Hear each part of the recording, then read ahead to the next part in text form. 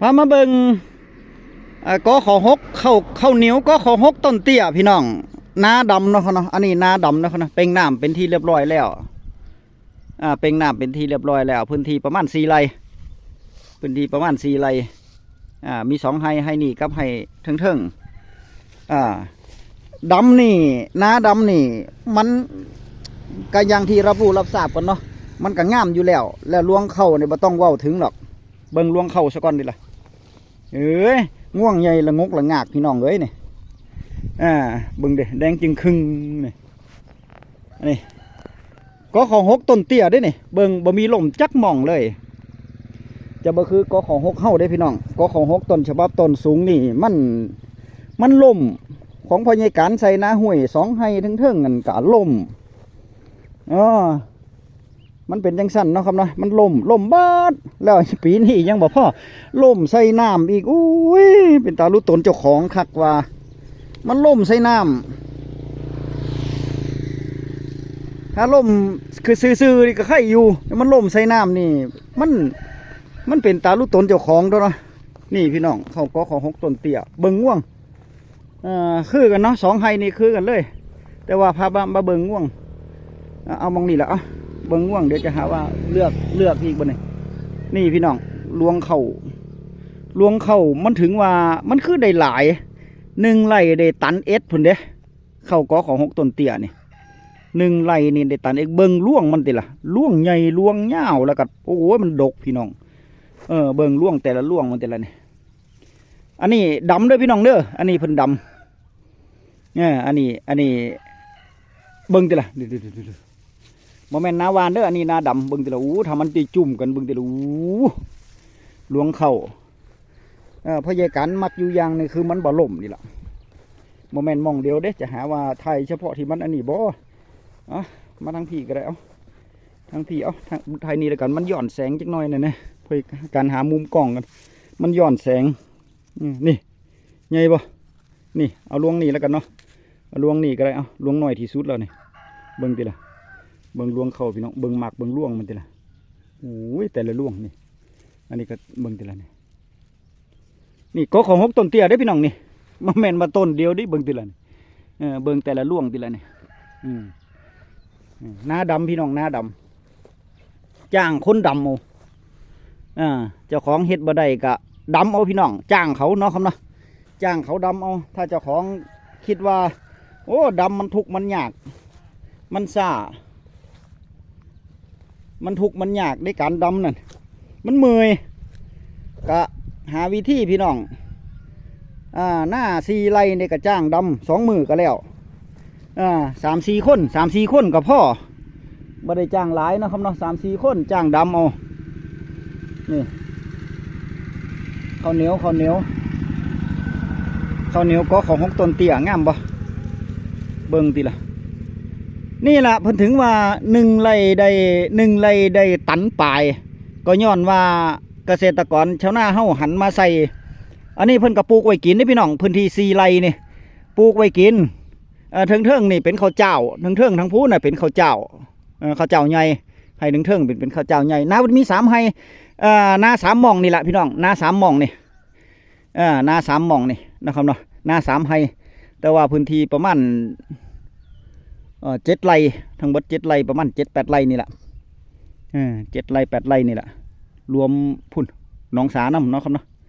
แต่ว่าพื้นที่ปลูกข้าวเฉพาะข้าวเหนียวนี่ประมาณ2 ไร่4 ไร่เนี่ยเบิ่งติล่ะลวงข้าวใหญ่แท้ๆดิพี่น้องถ้าไผได้พันปลูกไปก็ถ้าไผได้สั่งกับพ่อใหญ่การถ้าไผอยากได้ข้าวให้มันลวงใหญ่ๆนี่ก็ถ้าพื้นที่บ่หลายนี่เฮ็ดไว้กินนี่ก็ดำเอาเด้อพี่น้องเด้อมันได้หลายอุตสาดำเอาเนาะเขาเนาะตกกะแล้วก็ดำเอานี่ดำเอาแต่ว่าก็สั่งข้าวปลูกอย่าไปสั่งจำกัดเด้สั่งเพื่อสักกระสอบแน่เนาะครับเนาะเวลาสั่งจำกัดมาเวลาน้ำท่วมน้ำท่วมตอนเฮาหว่านมันจะหาบ่ได้อีกเด้บ่เนี่ยมันจะหาบ่ได้ของพยาการกับเบิดล่ะเด้ถ้าสั่งถ้าขายข้าวพันธุ์ปลูกเบิดนี่กับเบิดล่ะนะครับเนาะบ่ได้เฮ็ดเพื่อเฮ็ดอันนี้ไว้นำเนาะครับเนาะเพราะว่าพยาการขายปีต่อปีข้าวปลูกจะบ่เอาไว้ข้างปีเลยนะ จะบ่ให้มันข้างปีเลยนะครับเนาะสั่งได้เด้อพี่น้องพันธุ์ข้าวปลูกข้าวกอของ6ต้นเตี้ยเฮาปลูกไว้กินแน่ปลูกไว้ขายให้หมู่ให้พวกก็ได้นะครับเนาะแต่ว่าถ้าเฮาเฮ็ดขายให้กับโรงสีหรือว่าเอาขายส่งให้กับโรงสีนี่พ่อใหญ่การบ่ค่อยแนะนำตัวเพราะว่าข้าวเหนียวมันราคามันถูกเนาะครับนะแล้วข้าวเหนียวเนี่ยมันราคามันถูกเด้พี่น้องราคาขายสดตอนนี้นี่7,000ปลายข้าวกอของ6นี่ตระกูลกอของ6นี่บ่ว่าต้นสูงต้นเตี้ยเข้า7,000ปลายแล้วเป็นข้าวหน้าปีได้พี่น้องต้องบอกก่อนว่าเป็นข้าวหน้าปีนะครับเนาะข้าวกอของ6ต้นเตี้ยนี่ก็เป็นข้าวหน้าปีได้พี่น้องบ่แม่นข้าวหน้าปังเด้อข้าวหน้าปีถ้าเป็นข้าวแห้งตอนนี้ 8,000เบิ่งติล่ะมันถูกว่านี่มันเปรียบเทียบกับข้าวเจ้าดอกขอ15กับข้าวดอกมะลิ105ตอนนี้มันไปพุ่นจะฮอด 12,000 ล่ะตันนึงนั่นขายข้าวสดเด้บ่แม่นข้าวแห้งเนาะครับนะถ้าขายข้าวแห้งนี่ไป 15,000 ล่ะ 14,000 15,000ตอนนี้เนาะครับนะถ้าขายข้าวสดก็11,000กว่าตันละ 11,750 บาทตอนนี้นี่ขายข้าวสดนี่แต่ว่าถ้าเป็นข้าวเหนียวถ้าเขาเฮ็ดไปขายนี่พ่อใหญ่กันบ่ค่อยแนะนำเพราะว่าถ้าจะเฮ็ดพื้นที่หลายนี่เฮ็ดข้าวเจ้าเอาไว้ขายดีกว่าในเชิงธุรกิจในเชิงพาณิชย์เนี่ยเนาะครับเนาะเฮ็ดแบบนั้นดีกว่าถ้าเฮ็ดไว้ขายนี่เฮ็ดข้าวเจ้าดอกมะลิ105หรือว่าข้าวเจ้าข้าวเจ้าก็ขอ15นี่มันราคามันดีเนาะครับเนาะแต่ว่าถ้าปลูกข้าวเหนียวบอกว่าก็ขอ6ต้นฉบับหรือว่าก็ขอ6ต้นเตี้ยนี่ปลูกไว้กินพื้นที่สัก 3-4 ไร่ 4-5 ไร่นี่เอาไว้กินเพื่อพี่เพื่อน้องแน่เพื่อเขาปลูกแน่จังสี่กะถ้าดำได้พ่อใหญ่กันแนะนำให้ดำนาดำมันจะดีกว่านาหวานอยู่แล้วนะครับนะมันได้มากได้ล่วงหลายอยู่แล้วนาหวานต้องมีเทคนิคด้วยพี่น้องนาหวานบ่ว่าหวานเข้าอีหยังก็สร้างพ่อใหญ่กันนี่ปีหน้านี่เอาแบบทางโคราชเลยทางโคราชเพิ่นจะหวานทีพี่น้องหวานทีแล้วก็ที่เพิ่นมีเทคนิคมาบอกให้เบิ่งว่านะครับที่เพิ่นประสบความสำเร็จนะครับนะเพิ่นบอกว่าวันทีเสร็จแล้วนี่ก็ให้ปุ๋ยให้มันเพียงพอแต่ว่าเพิ่นให้ปุ๋ย3 รอบเด้อจะมาขี้เหนียวขี้ดะนีทีเหนียวว่าเงินบ่มีซื้อปุ๋ยใส่ปุ๋ยรอบเดียวกับพ่อนั่นโอ้ยมันบ่ได้เข้าเด้พี่น้องนาดำก็บ่ได้เข้าเด้บอกให้ซะก่อนแต่ว่านาดำใส่ปุ๋ยรอบเดียวได้เด้ใส่ปุ๋ย15เสมอเลยหรือว่าปุ๋ย15 ไปเลยจังซี่ได้ปุ๋ยรับร่วงนะครับเนาะแต่ว่าอีหยังก็สร้างบำรุงมันให้เม็ดให้ปุ๋ยมันดีๆให้มันเพียงพอมันก็ได้เข้าได้ปุ๋ยเบิดหั่นแหละเนาะเนาะถ้าเข้าบ่เป็นโรคเนาะถ้าเข้าบ่เป็นโรคถ้าเข้าเป็นโรคมาเฮ็ดจังไดมันก็บ่ได้เข้าเนาะเนาะมันเป็นโรค โทรสั่งพันเข้าพ่อใหญ่การได้เด้อตอนนี้นี่รับอีกบ่กี่ออเดอร์ได้พี่น้องเพราะว่าลูกค้าที่สั่งจองมานี่มันก็หลายเติบแล้วนะพยาการบวกลบคูณหารแล้วมันก็ได้อีกประมาณสัก 2-3 เจ้านี่ได้สัก 2-3 ออเดอร์นี่ถ้าเอาบ่หลายนี่ได้อยู่พี่น้องแบ่งกันไปใส่ขายในราคาในส่วนของขายในราคาในส่วนของพี่น้องแบ่งปันเกษตรกรชาวนากันพี่น้องเฮาเป็นแบ่งกันเนาะครับเนาะหรือว่าเฮาจะเอาอันนี้ก็ได้เด้อพี่น้องเด้อหรือว่าเฮาจะเอา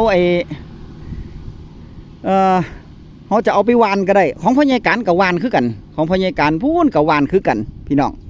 วานคือกันแต่ว่า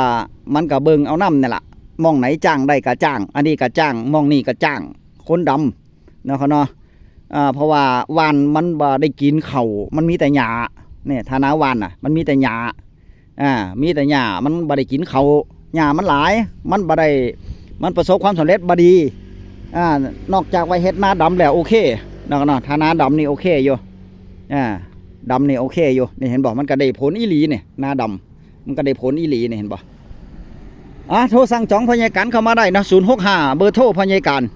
065-271-9722เบอร์นี่เป็นเบอร์โทรเบอร์ไลน์เบอร์พร้อมเพย์อันเดียวกันเลยพี่น้อง